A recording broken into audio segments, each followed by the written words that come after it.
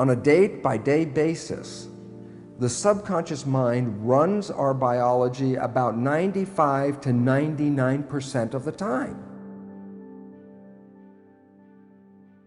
So while you're having all these wonderful thoughts, that's not the conscious mind's not running the show. It's a subconscious mind.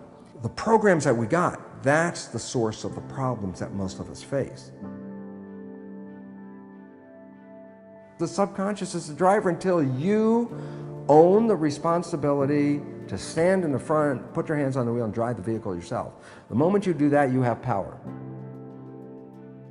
The energy fields out there, our thoughts are the energy field, so can we tap into it? In fact, if you're tapped into your thoughts, then you're already tapped into the energy field because the thought isn't material or mechanical in the first place. It is the energy field. So let's say if I hold a magnet right here in front of you, you can see the magnet, but what you can't see is the invisible magnetic field.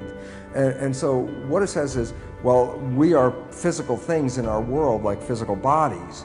We're immersed in fields, electromagnetic fields, magnetic fields itself, all kinds of fields like telephone, cell phone fields, television fields, radio fields, whole ranges.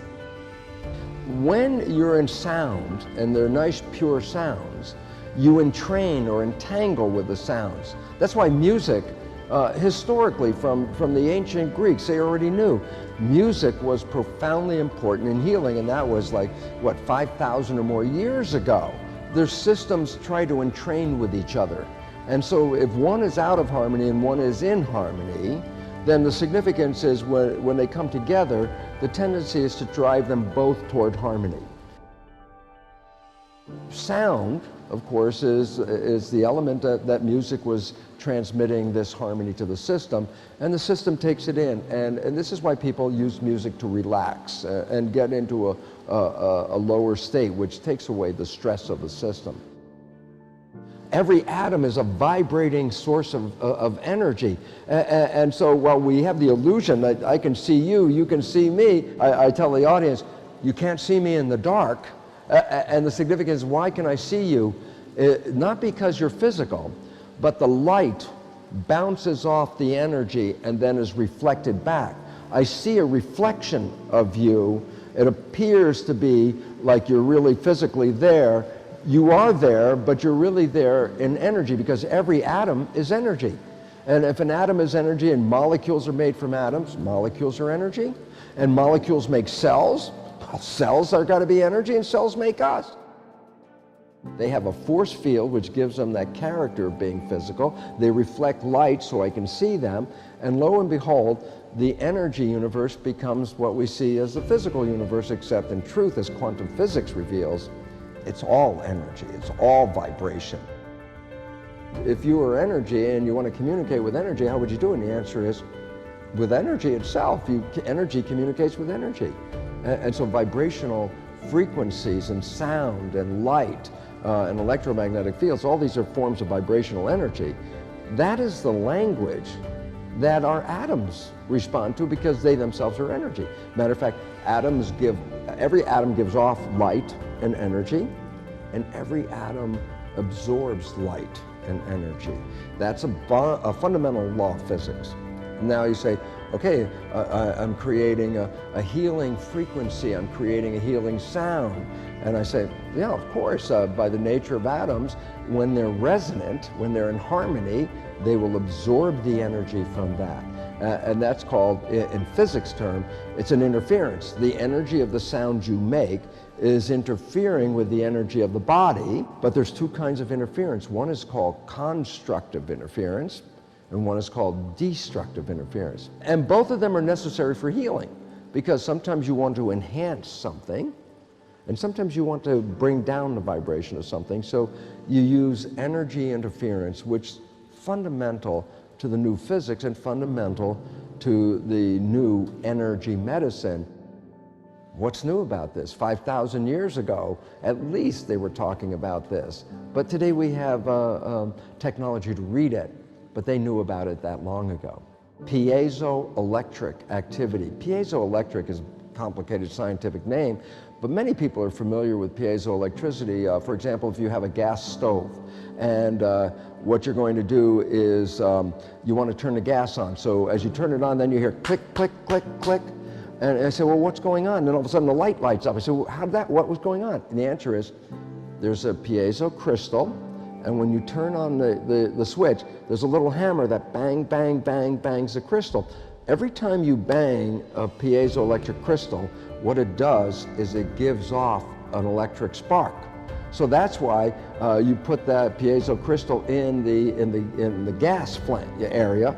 You hit the crystal, the spark comes off, and you ignite the gas. Well, bones are piezoelectric, and there's a couple of reasons why. Number one, when you stand on a bone or you put pressure on a bone, you are the same as hammering the bone, and you're sending electricity activity through the bone. This electrical activity determines where the bone is going to build extra strength, because that's where the pressure is coming from. So it knows where to build bone by the direction of the electricity. So, for example, your posture is very critical. Let's say a woman wears flat shoes, and her posture, the bone and the energy hitting the bone is going straight up and down, okay? And the bone will build its strength up and down to resist the force of gravity. If she puts on high heel shoes, guess what? She changes the angle. Now the angle of the electricity comes at a different angle and builds up the bone in a different way to, again, it's always accommodating gravity. So all of this is related to what? Electricity and vibration and harmony. And it's also recognized that sound can generate electricity as well. So when we start putting all of this together, you start to see that tuning and vibration of the nervous system, something that Palmer talked about in regard to chiropractic, applies to the understanding of sound healing as well. When you can help people cause their joints to respond different to the vibration, you can eliminate and ease pain. Okay? So that sound would be a very adaptive, constructive interference that would enable people to reduce the pain and joint problems, especially where there's a synovial fluid issue. So again, and that's related to energy and vibration and harmony, which is the new way of looking at biology. When you get a music that expresses a nice flow and harmonic resonance to it, it entrains you, and it causes the mind to stop with all that stress and calm down and try to become more, harmonious and more flowing. If you can just do that, it would be a primary incentive for the body to heal itself, because it heals itself when you stop your stress. And this is why the nature of sleep was so important. Sleep says, okay, shut off that mind. The mind is interfering with the system. When you go to sleep, and the operation of the mind, which is creating all that thinking about, oh my God, can I pay the rent? Can I fix the car? How's my relationship? All those stresses at night shut off, and that's when the body says, oh, okay, this is our opportunity to heal. But why wait until nighttime? And so it's really interesting, as you start to find harmony and bring it into your life, you get healthier. It's the new science that is changing our perception of the world. It's a new science that recognizes there was a garden on this planet. There was a garden, and garden by its definition is cooperation and harmony. And the way we have been living, we've destroyed the garden. And the fact is, we are part of that garden. If the garden starts to undergo a destruction, by definition, so are we. So as we stress the environment, we become stressed. And what's the answer? Go back to the garden. Bring back the harmony. Bring back the vibration. And it's so simple to do it that way. For, thousands of years, this is recognized, so why would it be any different today? We don't have to spend a lot of money for that. You don't have to pay for very expensive prescriptions.